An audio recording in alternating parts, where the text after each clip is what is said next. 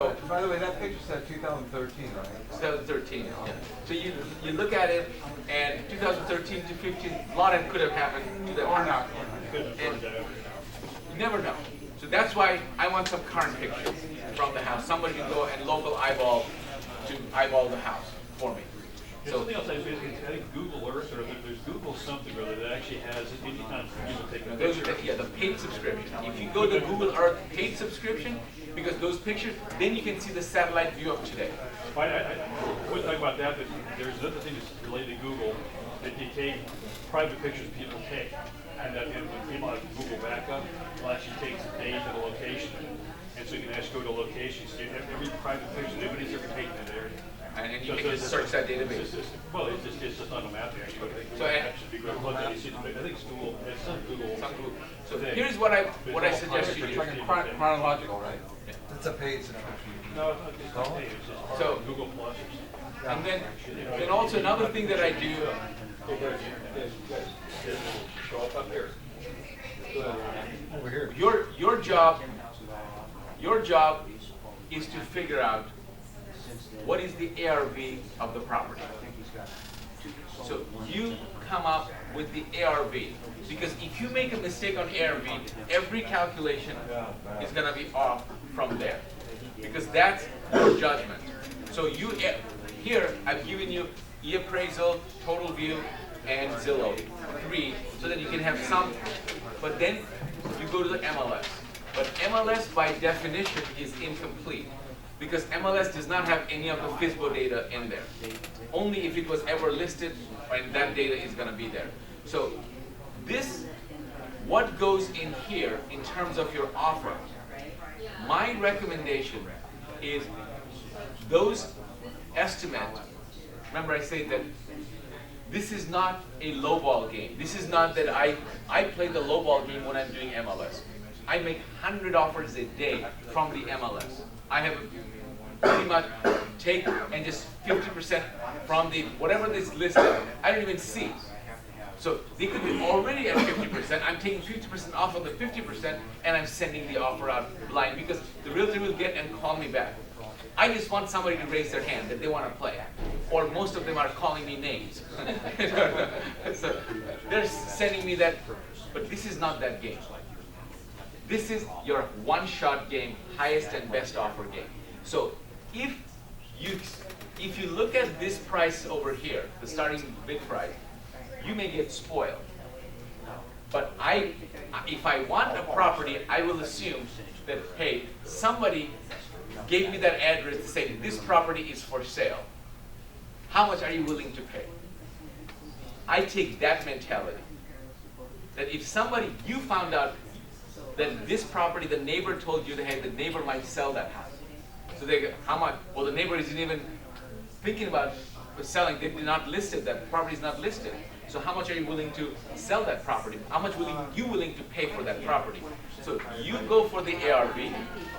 You find out what the repair estimate is, and then you figure out how much money you want to make.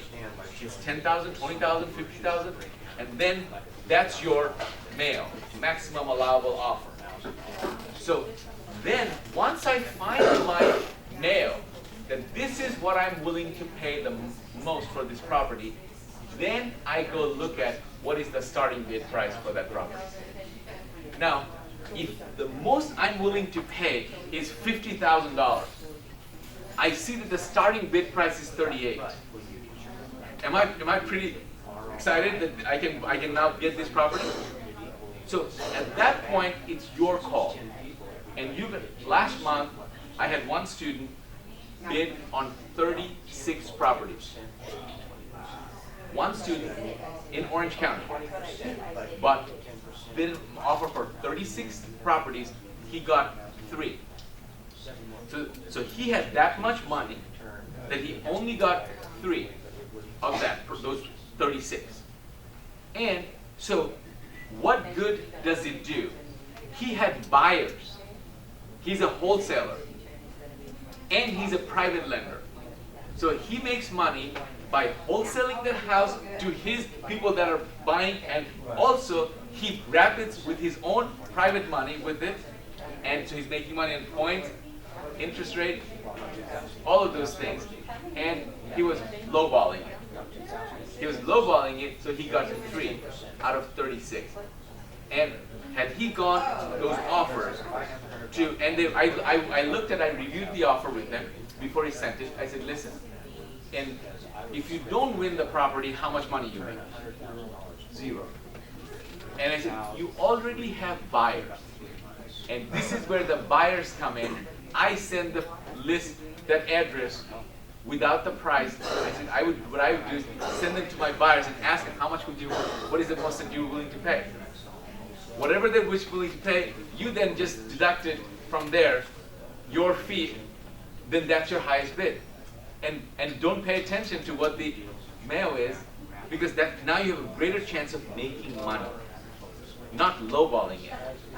So you can lowball, you may not get it. So this time he's smart. He's in at a note conference in Vegas, so he couldn't come here today. So I'm having breakfast with him tomorrow, because of course somebody who's buying 36 houses a month is a big buyer for me. So I'm having private lunch with him. That's why I'm not flying out tomorrow. I'm flying out on Monday. And so I want to sit down, and he wants to strategize on the bids for this month. Because he had all that money, he couldn't spend it. So that's why I'm telling you is that I'm going to send you this list tonight. And you'll have this, you have until when? Friday. Next Thursday. Next Thursday to send your bid, and when you put on the column K, and I don't want you to, you can play with any of the tabs over here. If you go to California, you can look at, you can sort it and do all kinds of things that you want to do with it. The bid that says master bid, I don't want you to change anything. I only want you to just write the property that you want on column K, how much you want. So you do that, we Then you email me back that file. By next Thursday, Yes. would you contact us between now and then, tell us that that's the highest bid, or how does that work? No, so you by next Thursday, you can, if you already know the property by tomorrow that you want to bid it, don't wait till Thursday. Okay. So you send it in. So if you send it, the moment you send it in, if this house, from this Kansas City, the list price is $4,100. So if you want to put in an offer of $2,000, you put $2,000 in here. And as I said, you can just leave it there, highlight that row so that it just, as I'm scrolling down, you don't have to look at to the right, just it jumps up. You're going to make an offer. So then what will happen is, with this $2,000, Garland will create your contract. Because right now, all you just, don't send me any money. On Thursday morning, you send that, and anytime before that, you send it, and he will, and then also I want to know what name do you want to buy? Your LLC, your personal name, or some land trust, I don't care whatever you want, you tell me what name. So in that name, he will now create the bid sale contract. And bid sale contract, he will send it to you along with an addendum, where the addendum has the wiring instructions. So when you get it, this is not gonna come from me or Garland. It's gonna come from, it says from right signature is the sender, R-I-G-H-T. It's kind of a DocuSign. So when you get that, you click on it, and all those are exactly the DocuSign. You click, your initial, everything is highlighted, it moves on the thing. Within 2 seconds, you're done, and you send it, and you don't have to submit it, and I get a copy, Garland gets a copy, we all, over the people, we all get a copy, so we know that it is submitted. And along that, you have the wiring instructions, you're sending the money. You're sending 50%, so in that case, you'd be sending $1,000. Plus the check for the buyer. Not now. When do you pay buyer's premium? When we get the deal. If you win. If you win. Because right now there is no buyer's premium because we don't know if you want the property or not. So around the 20th of the month, we will call you, and we don't call you, we email you, and we say that, hey, you want this bid for this house, we need your other 50%, which is the $2,000, and so now you need the other $1,000, you have 24 hours to send us that $1,000.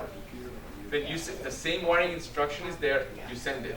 Now what Jim is saying, that you know what, I don't even care of sending these are so low amount, he sends 100% of the bid amount the first time, one wire. So don't even spend 2 wire transfer money.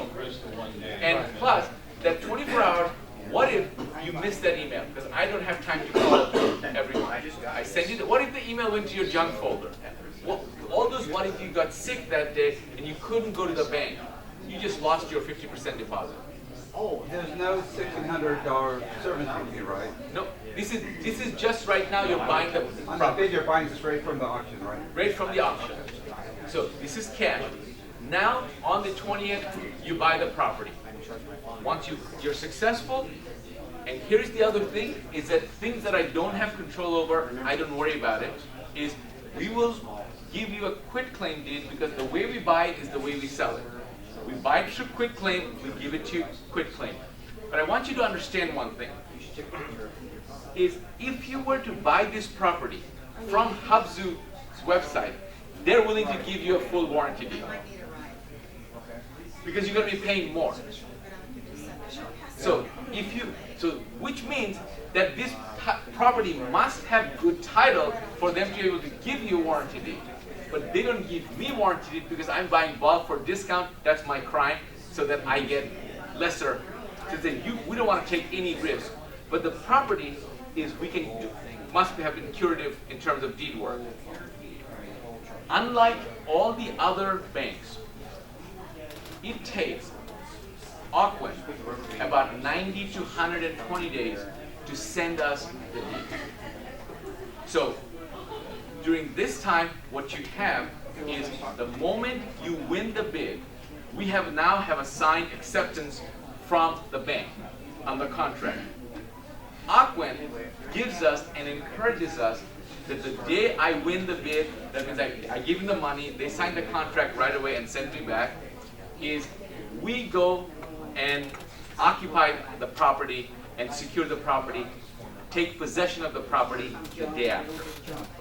So, although I don't have the deed yet, but I go, the day I pay them the money, they give me the signed contract that they've accepted this, and they know that also. They said, go, this house is yours. We're just preparing the deed. We go, first thing we do is we change the lockbox. Because I don't want anyone else to go in. I want to put sometimes I rekey, because who knows how many people came and took the key. If I have to, I'll rekey it. Then I take all the trash out. I get it ready for what? It's sale.